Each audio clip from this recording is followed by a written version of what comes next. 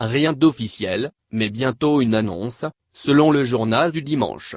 Pour lutter contre la propagation du coronavirus, le reconfinement de la France n'est plus qu'une question de jours, clame en effet le journal du dimanche. Selon cet hebdomadaire, c'est même mercredi qu'Emmanuel Macron devrait l'annoncer en personne aux Français, pour une entrée en vigueur du dispositif avant la fin de la semaine à venir, un ministre, que le journal du dimanche qualifie d'important. Les autres apprécieront, y précisant du reste que ce troisième confinement devrait être instauré pour 3 semaines. Info ou intox? Dans ce même hebdomadaire, cet important ministre qu'est celui de l'Éducation nationale soulignant qu'il entend garder les écoles ouvertes en cas de nouveau confinement, le lecteur, à bon droit, aurait de quoi en conclure que, cette fois-ci, si Jean-Michel Blanquer le dit, le troisième confinement, ce serait plutôt de l'info. D'autant que le journal du dimanche annonce aussi une autre mesure imminente, la suspension dans les prochains jours des vols avec des pays hors Union européenne très à risque, comme le Brésil. Le reconfinement, viendra, tel l'ennemi du désert des Tartares, viendra pas, tel Godot, qu'on attend toujours? Ce qui semble manifeste, en tout cas, est que ce vrai faux suspense n'altère en rien la cote d'Emmanuel Macron, au contraire.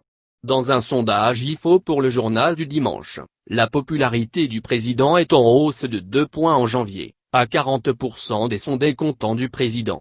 C'est 10 points de plus que la cote de Nicolas Sarkozy à pareil stade de son mandat, et 16 de plus que celle de François Hollande. Carrément. Olivier Duhamel, l'étau se resserre. Emmanuel Macron qui est passé à l'offensive hier contre un autre fléau, l'inceste. Le chef de l'État annonce une série de mesures à venir pour lutter contre les violences sexuelles sur les enfants. Dans un message vidéo, le président a assuré que le droit français serait adapté afin de protéger davantage les enfants victimes d'inceste et de violences sexuelles et pour ne laisser aucun répit aux agresseurs. Dès demain, le ministre de la Justice Éric Dupond-Moretti, à cet effet, recevra les acteurs de la protection de l'enfance, et la question de l'âge du consentement sera au cœur des travaux, signale Le Parisien dimanche. Dans son message, hier, Emmanuel Macron a salué le courage d'une sœur qui n'en pouvait plus de se taire. Sans la nommer, le président, dans cette vidéo, faisait ainsi référence à Camille Kouchner, fille de l'ancien ministre Bernard Kouchner, qui accuse, dans son livre autobiographique La Familia Grande, son beau-père, le politologue Olivier Duhamel, d'avoir, à la fin des années 1980, sexuellement agressé son frère jumeau, adolescent au moment des faits par elle allégués. Affaire qui prend encore de l'ampleur ce matin. Le journal du dimanche annonce en effet que, dans les jours qui viennent, les 2 enfants, aujourd'hui trentenaires, adoptés au Chili par Olivier Duhamel et son épouse, doivent être entendus par la brigade de protection des mineurs. Dans Le Parisien dimanche, Julien, l'aîné de la fratrie Kouchner, après avoir rendu hommage au courage de ses frères et sœurs, déclare que, selon lui, il n'y a qu'un criminel, en s'insurgeant contre les agissements de son beau-père Olivier Duhamel. Claquement de porte au club Le Siècle. Autre conséquence de l'affaire Olivier Duhamel, 2 figures du très élitiste club parisien Le Siècle, qui était justement présidé par Olivier Duhamel, ont récemment démissionné.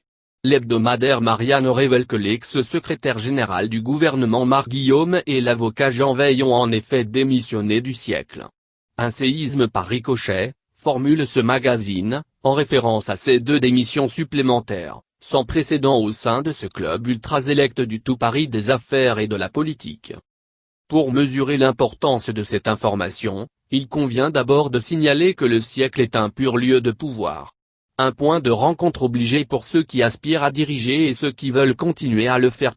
Infiniment mieux qu'une légion d'honneur, être invité au dîner du siècle suffit à signifier une appartenance à cette nomenclature satisfaite surtout d'elle-même, explique Marianne. Ce magazine signale donc que, le 6 janvier, le Conseil au grand complet, a entériné sans sourciller la démission de son 25e président Olivier Duhamel et, une semaine plus tard, celle de Marc Guillaume, qui fut vice-président du club, mais aussi, 2 jours plus tard encore, comme dans une cordée qui dévisse, celle de l'avocat Jean Veil, 23e président du club entre 2014 et 2016 étant rappelé que Jean Veil est l'un des fils de Simone Veil et qu'il fut avocat de Jacques Chirac. Comme le souligne Marianne, Jean Veil admet avoir été mis au courant